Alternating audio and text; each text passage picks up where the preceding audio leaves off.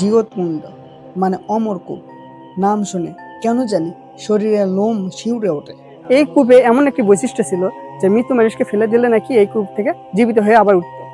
জীবৎকূপ সম্পর্কে আমাদের টিমের কাছে ভয়ঙ্কর কিছু তথ্য চলে এসেছে, যা জানলে আপনি অবাক হবেন। অনেকে মনে করে এটাই নাকি সেই জীবৎকুণ্ড, আসলে এটা অমরকূপ না। তাহলে এখন প্রশ্ন হলো, জীবৎকুণ্ড কোথায়? ইতিহাসের খোঁজে রহস্যের সন্ধানে আজ আমরা আপনাদেরকে নিয়ে যাব মস্তানগড় অভিযান। আজ আমাদের মূল বিষয় থাকবে জীবৎকুণ্ড। জীবৎকুণ্ড সম্পর্কে সকল তথ্য আপনাদের মাঝে তুলে ধরার চেষ্টা করব। আজকে আমরা এই ভিডিওর মাধ্যমে যে সকল বিষয় জানার চেষ্টা করব। জীবৎকুণ্ড কোথায় অবস্থিত? কে এই কূপটি খনন করেছে? খনন করার উদ্দেশ্যই বা কি ছিল? এই কূপকে কেন অমরকূপ বলা হয়? কি হয়েছিল যার কারণে এই কূপে অলৌকিক ক্ষমতা নিমিষে শেষ হয়ে গেল? পরিশেষে আমরা এটাও জানার চেষ্টা করব, এই কূপে অলৌকিক ক্ষমতা কি ছিল নাকি পুরোটাই মানুষের সাজানো একটি গল্প। জীবৎকুণ্ড কোথায় অবস্থিত? বগুড়া জেলায় শিবগঞ্জ উপজেলায় মহাস্থানগড়ে রাজা পরশুরামের রাজবাড়ির সামনে এই কূপটি অবস্থিত। সর্বপ্রথম একটি বিষয় জানা খুব দরকার। মহাস্থানগড় আসতে হলে আপনাকে কোথায় থেকে আসতে হবে, কিভাবে আসতে হবে এবং কত টাকা ভাড়া লাগবে। বগুড়া চারমাথা বাস টার্মিনাল থেকে দুইভাবে আপনি মহাস্থানগড়ে আসতে পারেন, এক সিএনজিতে, দুই বাসে। সিএনজিতে যদি আপনি আসেন তাহলে জনপ্রতি ভাড়া লাগবে 50 টাকা, আর বাসেতে যদি আপনি আসতে চান তাহলে জনপ্রতি ভাড়া লাগবে 20 টাকা। সময়ের কথা যদি বলি তাহলে সিএনজিতে সময় লাগবে 10 থেকে 15 মিনিট, আর বাসেতে সময় লাগবে 20 থেকে 25 মিনিট। যেহেতু আমরা আজ একসাথে 7 জন বের হয়েছি, তাই আমরা সিএনজিতে না যাই আমরা বাসে যাব। এর জন্য আমরা বাসের টিকিট কেটলাম 20 টাকা করে ভাড়া নিয়ে, 7 জনে 140 টাকা ভাড়া নিল। এরপর আমরা বাসে উঠলাম। অবশেষে আমাদের বাস মহাস্থানগড়ের উদ্দেশ্যে রওনা দিল।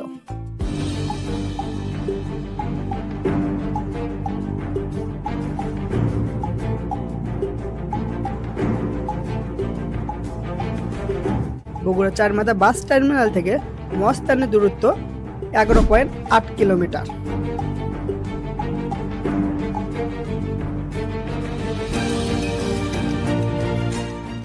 অবশেষে আমরা মহাস্থানগড়ে পৌঁছলাম।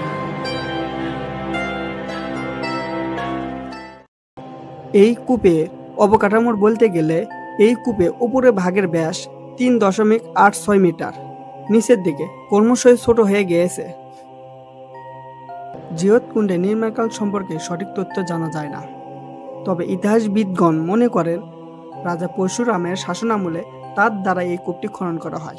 সে অনুসারে অনেক ইতিহাসবিদগণ মনে করেন 18 থেকে 19 শতকের মাঝামাঝি এই কূপটি খনন করা হয়। এবার আমরা জানব এই কূপটি কেন খনন করা হয়েছিল, খনন করার উদ্দেশ্যই বা কি ছিল। এই কূপটি রাজা পরশুরাম খনন করেছিল তার রাজ্যের প্রজাদের পানি সুবিধার জন্য।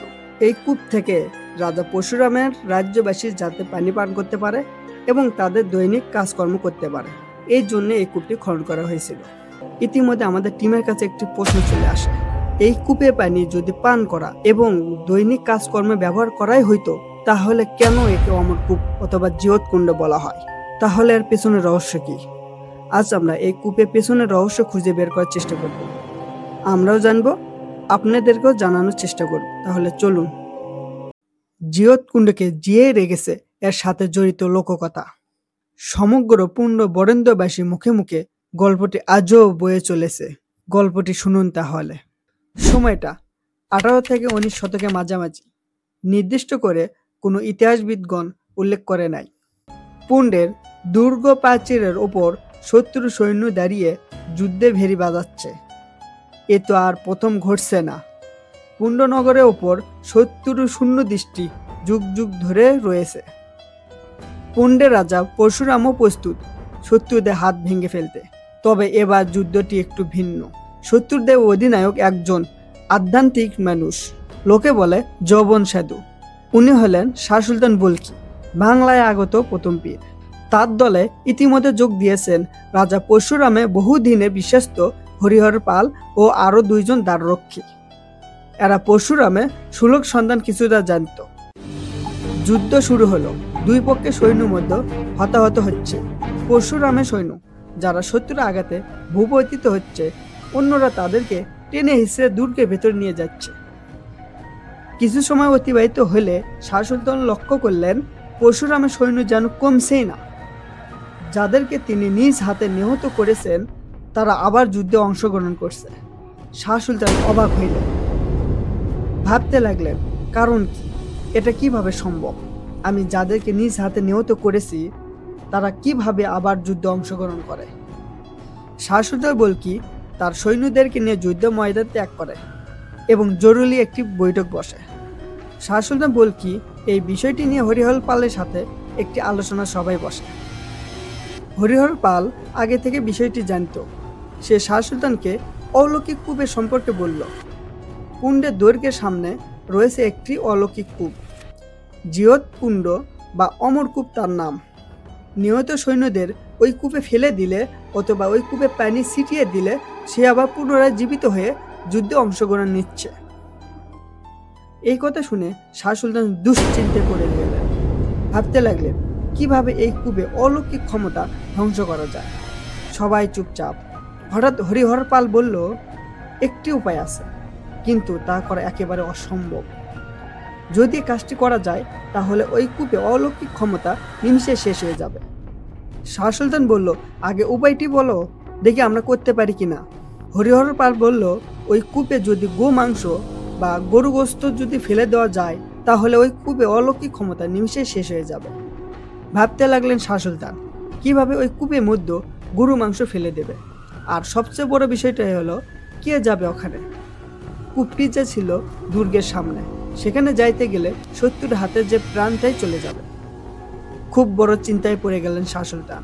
কিছুক্ষণ সবাই নীরব হয়ে থাকলো। হঠাৎ শাহ সুলতানের মনে পড়ল তার পোষা চিলের কথা। এখানে বলে রাখা ভালো, কেউ বলেছে পোষা চিল, আবার কেউ বলেছে পোষা কাক। বেশিরভাগ ইতিহাসবিদগণ বলেছে পোষা চিলের কথা, তাই আমরা এখানে চিলই বলবো। ঘটনায় ফিরে আসি। শাহ সুলতানের একটি পোষা চিল ছিল।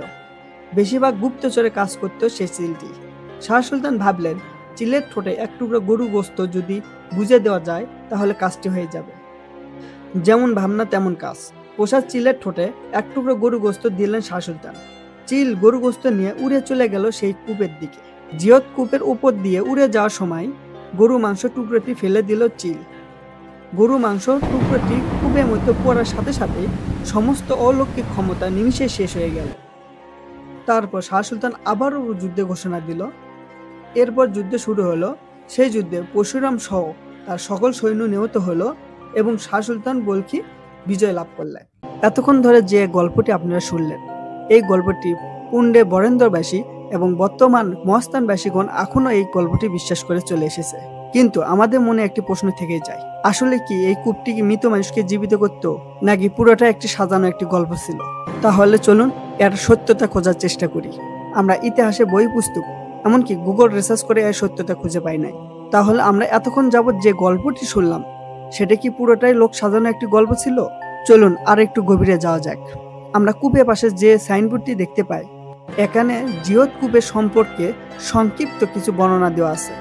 আমরা যদি এই সাইনবোর্ডের শেষের লাইনটা লক্ষ্য করি তাহলে আমরা দেখতে পারবো এখানে লেখা আছে, তবে এই প্রবাদের ঐতিহাসিক কোনো ভিত্তি নেই। তাহলে আমরা যে গল্পটি শুনলাম এটা পুরোটাই একটি লোক সাজানো একটি গল্প ছিল।